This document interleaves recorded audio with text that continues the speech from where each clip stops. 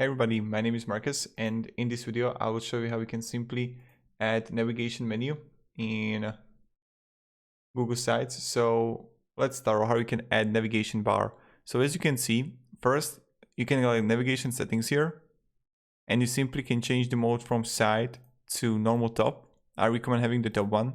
Then you can simply add the logo here and add the name of the site. Really simple, really easy. You don't have to have anything if you don't want to, and it's changing favicon here. When you're gonna be here and you're gonna click on pages, you can simply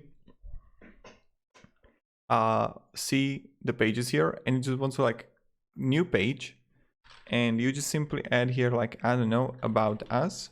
Click done, and what you can do is just simply change the order if you want to between the pages, or add it right under in the page, and you will create a sub menu. So yeah, and then just like insert it here, and it's back.